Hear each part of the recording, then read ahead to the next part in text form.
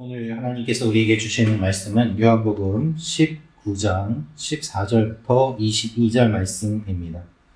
저부터 한 절씩 교독하겠습니다. 이 날은 6월절의 준비일이요 때는 제6시라. 빌라도가 유대인들에게 이르되 보라 너희 왕이로다. 그들이 소리 지르되 없이 하소서 없이 하소서 그를 십자가에 못 박게 하소서. 빌라도가 이르되 내가 너희 왕을 십자가에 못 박으랴. 대제사장들이 대답하되 가이사 외에는 이에 예수를 십자가에 못 박도록 그들에게 넘겨주니라.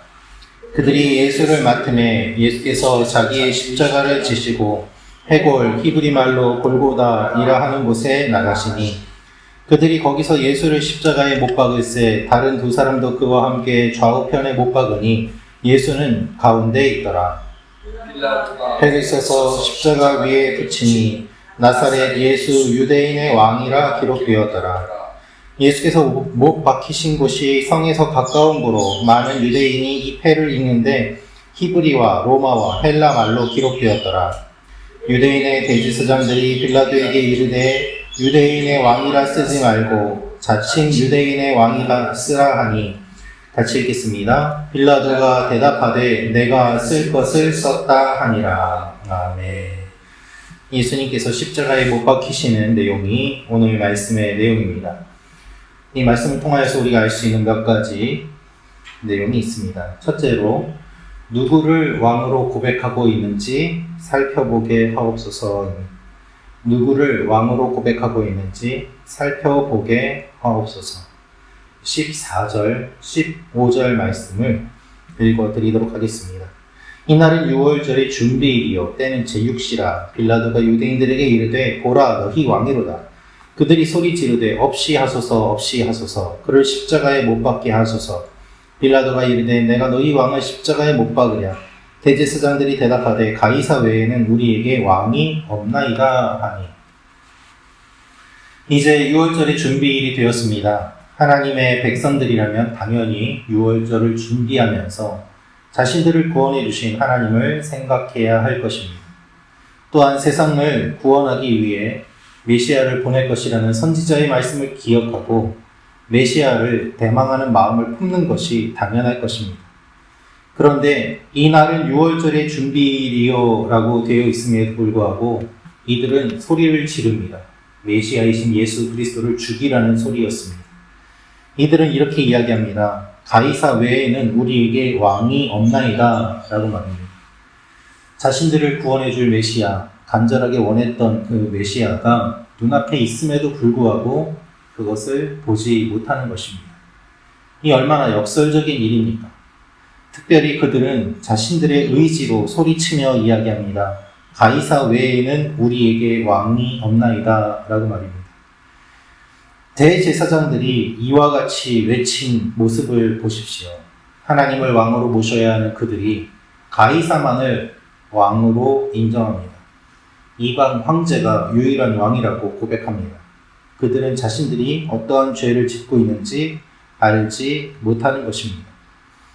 로마의 황제가 하나님이 아님에도 불구하고 하나님께서 세우신 왕이 아님에도 불구하고 가이사 외에는 우리에게 왕이 없나이다 라고 외치는 그들의 마음은 자신들의 자리를 지키기 위해서라면 종교적인 신념과 하나님이 주신 말씀을 포기해도 된다는 그 마음이 자리 잡고 있었던 것입니다. 대제사장과는 전혀 어울리지 않는 그와 같은 모습이 그들에게 있습니다. 우리는 지금 누구를 왕이라고 고백하고 있습니까? 예수님을 왕으로 고백하고 있습니까? 아니면 나의 자리를 지키기 위해서 예수님은 버리고 지금 나에게 이익을 주는 그 존재를 왕이라고 고백하고 있지는 않습니까? 세상의 권세자들과 물질과 그것들을 진정한 왕이라고 고백하며 하나님을 배신하고 있지는 않습니까? 이 아침에 우리의 모습을 돌아보면서 진정한 왕으로 고백하는 그 고백이 어디를 향하고 있는지 돌아보기를 원합니다. 두 번째로 알 수 있는 내용은 예수님이 십자가에 못 박히십니다 라는 것입니다. 예수님이 십자가에 못 박히십니다. 17절, 18절 말씀 읽어드리겠습니다. 그들이 예수를 맡음에 예수께서 자기의 십자가를 지시고 해골 히브리 말로 골고다이라 하는 곳에 나가시니 그들이 거기서 예수를 십자가에 못 박을새 다른 두 사람도 그와 함께 좌우편에 못 박으니 예수는 가운데 있더라. 사람들이 예수님에게 십자가를 지게 하고 해골이라는 곳으로 끌고 갔습니다. 죽음의 골짜기 히브리 말로 골고다라는 곳에 예수님을 끌고 갑니다. 생명이 없는 곳으로 가십니다. 그리고 예수님의 좌우편에 다른 두 강도가 못 박히는 것을 보게 됩니다. 이들은 죽을 만한 죄를 지은 사람들입니다. 그러나 예수님은 그렇지 않습니다. 죄 없는 예수님이 한가운데 못 박히신 것, 이것은 우연이 아닙니다. 양옆에 강도들이 달렸지만 사실 어떻게 보면 예수님이 제일 끝쪽에 달릴 수도 있는 문제 아니었겠습니까? 그럼에도 불구하고 주님이 가운데에 못 박히시고 좌우편에 사람들이 있는 것을 우리는 볼 수 있습니다. 그리고 예수님께서는 다른 복음서를 보시면 이 가운데서도 한 사람을 구원하시는 일을 이루어 가십니다.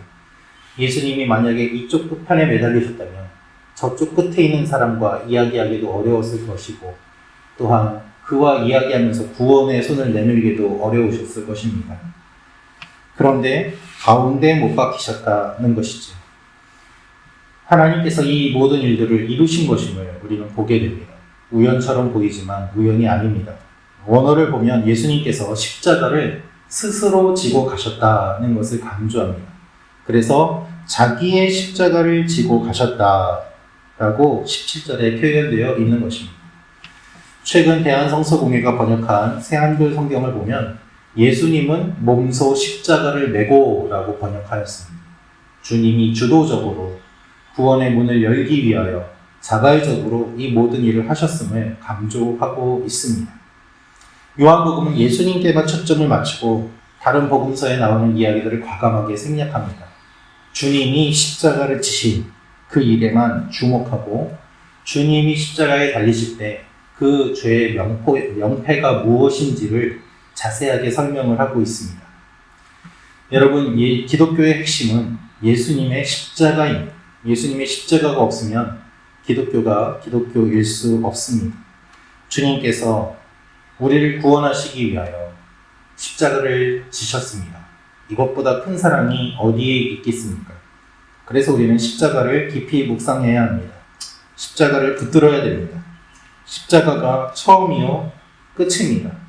주님, 오늘도 주님의 십자가를 묵상하는 하루가 되게 하옵소서. 기도하며 나아가는 여러분과 제가 되기를 원합니다. 세 번째로 알 수 있는 것은 예수님이 유대인의 왕이심을 모두가 알게 하옵소서입니다. 예수님이 유대인의 왕이심을 모두가 알게 하옵소서. 19절부터 22절 말씀 읽어드리겠습니다. 빌라도가 패를 써서 십자가 위에 붙이니 나사렛 예수 유대인의 왕이라 기록되었더라. 예수께서 못 박히신 곳이 성에서 가까운 고로 많은 유대인이 이 패를 읽는데 히브리와 로마와 헬라말로 기록되었더라. 유대인의 대제사장들이 빌라도에게 이르되 유대인의 왕이라 쓰지 말고 자칭 유대인의 왕이라 쓰라 하니 빌라도가 대답하되 내가 쓸 것을 썼다 하니라. 빌라도가 패를 써서 십자가 위에 붙이는데 나사렛 예수 유대인의 왕이라고 적었습니다. 그런데 대제사장들은 무엇을 요구하는가 하면 자칭 유대인의 왕이라고 써라 라고 이야기를 합니다. 끝까지 그들은 악한 일을 하는 것입니다. 만약에 그들의 요구처럼 자칭이라는 말을 붙인다면 예수님의 십자가의 의미는 매우 퇴색되었을 것입니다. 십자가에 달리시는 의미가 사라지게 되는 것입니다. 십자가를 지는 것은 막지 못하지만 자칭이라는 말을 붙여서 그 의미를 사람들에게 퇴색시키겠다. 이것이 사탄의 전략이었고 그 전략을 끝까지 사용하는 것을 보게 됩니다. 만일 빌라도가 그들의 주장을 받아들였다면 어떤 일이 일어났을까요? 사람들이 예수님을 오해할 수 있었습니다. 그런데 하나님께서 빌라도를 주관하셔서 그렇게 되지 않도록 막아주십니다. 끝까지 섬세하게 인도하시는 하나님을 우리가 볼 수 있습니다. 끝까지 악랄하게 공격하는 악한 세력들과 끝까지 하나님이 지켜주시는 모습. 그래서 빌라도가 내가 쓸 것을 썼다라면서 그의 자존심을 끝까지 세우는 일을 함으로 말미암아 자칭이라는 말을 붙이지 않았지만 결국 하나님께서 이 자칭이라는 말이 들어가지 않도록 막아주셨음을 우리는 보게 됩니다. 오늘 본문을 보면 히브리와 로마와 헬라 말로 기록되었더라 라고 되어 있습니다. 당시에 사용할 수 있는 모든 언어로 기록되었습니다. 어느 나라 사람이든 알 수 있도록 적었습니다. 죄목이라고 적었지만 그것은 죄목이 아니라 결국 예수님이 어떤 분이신지를 알리는 그것이 되었습니다. 예수님의 이 사건을 모든 언어로 전할 수 있도록 우연처럼 보이지만 실제로는 그렇지 않은 일들이 일어났던 것입니다. 여러분, 하나님은 예수 그리스도의 십자가가 온 세상에 전해지기를 원하십니다. 히브리어, 헬라어, 로마어로 전해진 것처럼 지금도 온 열방에 십자가가 전해지기를 원하십니다. 조롱의 의미로 붙여놓은 유대인의 왕이라는 이 푯말이 역설적으로 진리를 세상에 알리는 결과로 나타나게 되었습니다. 그리스도인이라는 말도 역시 마찬가지입니다. 그리스도인이라는 말은 예수에게 미친 자들이다, 그리스도에게 미친 자들이다 라는 뜻입니다. 그런데 그것이 그냥 그리스도인이라고 하여서 우리가 쓰고 있지 않습니까? 여러분, 우리는 예수님께 미친 사람들입니다. 우리는 주님을 열방에 전하는 사람들입니다. 오늘도 주님의 십자가가 열방에 전해지도록 기도하는 여러분과 제가 되기를 원합니다. 기도하겠습니다. 참 좋으신 아버지 하나님, 주님께서 십자가를 지십니다. 십자가의 의미를 알게 하시고 십자가의 의미를 전하게 하시고 주님께서 이루신 이 일을 기억하고 붙잡으며 땅끝까지 이 일들을 감당하는 하나님의 사람들이 되게 도와주옵소서. 주님, 오늘도 우리 교회 성도 한 사람 한 사람을 주님께서 기억하여 주시고 하나님의 자녀들을 붙잡아 주시고 아버지 하나님의 도움이 필요한 분들 주님께서 잊지 마시며 우리가 서로 위하여 기도하고 무엇보다도 십자가를 굳게 붙잡음으로 말미암아 우리 믿음이 흔들리지 않게 하여 주옵소서. 사탄이 끝까지 우리를 공격하지만 주님께서 지켜주심을 바라봅니다. 그것을 믿고 나아가며 주님과 동행하는 오늘 하루가 되게 하여 주옵소서.